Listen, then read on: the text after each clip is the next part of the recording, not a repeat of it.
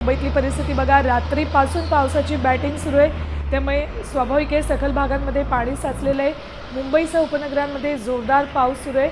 आजही मुंबईला मुसळधार पावसाचा अंदाज वर्तवण्यात आलेला आहे, त्यामुळे आठवड्याचा पहिला दिवस आहे आणि कामावर जात असताना लवकर घराबाहेर पडणं प्रत्येकासाठी आवश्यक आहे, कारण मुसळधार पाऊस मुंबईमध्ये सुरू आहे आणि इशाराही दिवसभर मुसळधार पावसाचा देण्यात आला आहे। CSMT जे फ्लायओव्हर आणि बरळी भागातली ही दृश्य, फ्लायओव्हरवर पाणी साचलेलं आहे, रस्ता फ्लायओव्हरचा पाण्याखाली गेलेला आहे, समुद्र खवळला आहे। तर CSMT परिसरामध्ये भर दिवसा अक्षरशः अंधारून आलेले।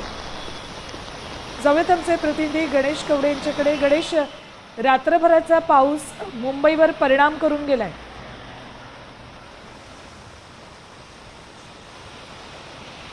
सुवर्णा, नक्कीच रात्रभरापासून सुरू असणाऱ्या पावसामुळे आहे ते सखल भागामध्ये पाणी जमा झालेलं आहे आणि मी सध्या जे फ्लायओव्हरची ही दृश्य आहेत आणि जे फ्लायओव्हरवर देखील आहे ते पाणी जमा झालेलं पाहायला मिळते। त्यामुळे पाण्यातून गाड्या येत असताना गाड्या देखील बंद पडताना जे फ्लायओव्हरवर पाहायला मिळतं, कारण की आपण बघू शकतो की या ठिकाणी 2 टॅक्सी आहेत, या 2 टॅक्सी पाण्यातून आल्यामुळे आहे ते बंद पडलेल्या आहेत। त्यामुळे पाण्यातून गाड्या आल्यानंतरून आहे त्या गाड्या बंद पडल्यानंतरून आता जे फ्लायओव्हरवर जर अशाच पद्धतीने पाणी जमा झालं आणि अशा गाड्या बंद पडल्या तर जे फ्लायओव्हरवर ट्रॅफिकची समस्या आहे ती देखील उद्भवू शकते। त्यामुळे सकाळची वेळ आहे आणि आता थोड्या प्रमाणामध्ये वाहनांची देखील वर्दळ मोठ्या प्रमाणामध्ये वाढताना पाहायला मिळते आणि त्यामुळेच कुठेतरी जे फ्लायओव्हरवर या गाड्या आहेत, जर बंद पडलेल्या गाड्या जर लवकर नाही निघाल्या तर या जे फ्लायओव्हर ट्रॅफिक देखील आहे ती होताना पाहायला मिळेल। मात्र त्याचप्रमाणे जेच्या फ्लायओव्हरवर सध्या पाणी जमा झालेलं आहे, त्यामुळे कुठेतरी हा नागरिकांना त्रास देखील सहन करावा। जे फ्लायओव्हरवर पाणी साचले त्यामुळे या भागामध्ये